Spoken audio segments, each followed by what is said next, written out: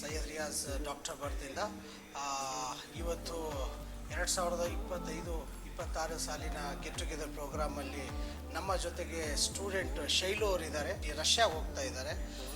ಅವ್ರದ್ದು ಫೀಡ್ಬ್ಯಾಕ್ ಯಾವ ರೀತಿ ಇದೆ, ಯಾವ ರೀತಿ ಎಕ್ಸ್ಪೀರಿಯನ್ಸ್ ಇದೆ, ಡಾಕ್ಟರ್ ಬರ್ತ್ ಅವರಿಗೆ ಯಾವ ರೀತಿ ಹೆಲ್ಪ್ ಮಾಡಿದ್ದಾರೆ, ಡಾಕ್ಯುಮೆಂಟೇಷನ್ ಆಗಿರ್ಬೋದು, ಅಡ್ಮಿಷನ್ ಪ್ರಾಸೆಸ್ ಆಗಿರ್ಬೋದು, ಸ್ಟೂಡೆಂಟ್ ಹತ್ರನೇ ಕೇಳೋಣ. Hi Shailu, how you? NEET ಎಷ್ಟು ಬಂದಿತ್ತು ಲಾಸ್ಟ್ ಇಯರ್? ಓಕೆ, ನೀವು ರಿಪೀಟರಾ ಇಲ್ಲ ಫಸ್ಟ್ ಟೈಮ್ ಅಟೆಂಡ್ ಮಾಡಿದ್ದು? ಓಕೆ, ಲಾಸ್ಟ್ ಟೈಮ್ ಎಷ್ಟು ಬಂದಿದ್ದು ನೀಟು? 480 ಬಂದಿದ್ದು. It was too good. ಈ ವರ್ಷ ಎಷ್ಟು ಬಂದಿದೆ ನೀಟು? 220. ಓಕೆ, ಸೊ ಹೇಗೆ ಅನ್ನಿಸ್ತಾ ಇದೆ? ನೀವು ಇವತ್ತಿನ ದಿನ MBBS ಮಾಡೋಕ್ಕೆ ಹೋಗ್ತಾ ಇದ್ದೀರಾ ರಷ್ಯಾಗೆ. ಡಾಕ್ಟರ್ ಬರ್ತ್ ಸರ್ವಿಸ್ ಯಾವ ರೀತಿ ಕೊಟ್ಟರು? ಚೆನ್ನಾಗಿದೆ, ಎಲ್ಲ ಸರ್ವಿಸ್ ಎಲ್ಲ ಚೆನ್ನಾಗಿತ್ತು. Special thanks to Navya ma'am. ಎಲ್ಲ ಕಡೆಯಿಂದ ಫುಲ್ ಸಪೋರ್ಟ್ ಇತ್ತು ನವ್ಯ ಮ್ಯಾಮ್ ಕಡೆಯಿಂದ. ಓಕೆ, ಇನ್ನು ಡಾಕ್ಟರ್ ಬರ್ತ್ ಅಂದ್ರೆ ಒಂದೇ ನೆನಪಾಗೋದು Navya ma'am. Okay okay, so documentation ಎಲ್ಲ ಆಯಿತು, ಅಡ್ಮಿಷನ್ ಪ್ರೊಸೆಸ್ ಆಯಿತು. ಓಕೆ, ಸೊ ಬರುವಂಥ ಸ್ಟೂಡೆಂಟ್ ಇವಾಗ ಕರ್ನಾಟಕದಲ್ಲಿ ಹೆಣ್ಮಕ್ಳು ಇರ್ತಾರೆ.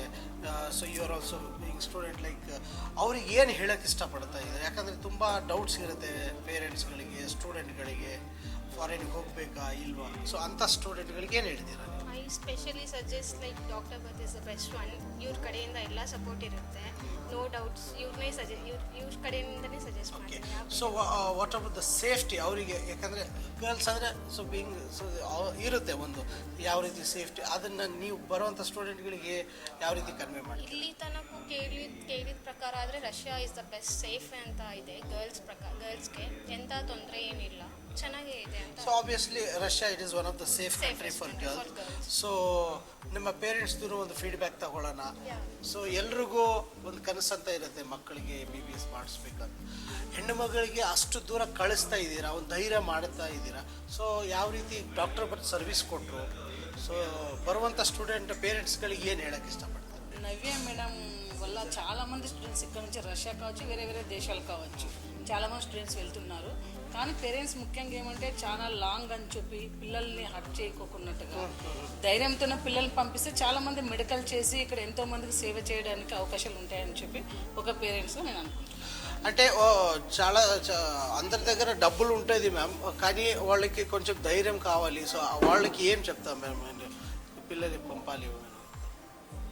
డబ్బు ముఖ్యం కాదు ఇక్కడ, పిల్లల భవిష్యత్తు ముఖ్యము, ఎడ్యుకేషన్ ముఖ్యము. మనం ఇస్తున్నది ప్రాపర్టీ, ఆస్తులు, అంతస్తులు అనడం కన్నా ఎడ్యుకేషన్ మెయిన్ ఇక్కడ.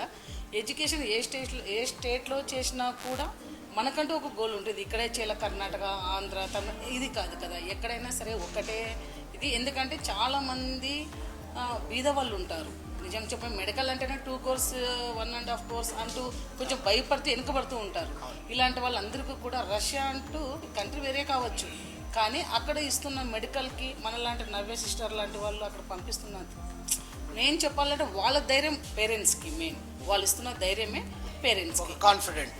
కంగ్రాచులేషన్స్ మెయిన్ నవ్య. మాలాంటి పేరెంట్స్కి ఇస్తున్న ధైర్యానికి, ఇలాంటి స్టూడెంట్స్ చాలామందికి మీరు రెడీ చేసి పంపుతున్నందుకు నిజంగా చెప్పాలంటే మీకు థ్యాంక్స్ చెప్పాలి మేము పేరెంట్స్.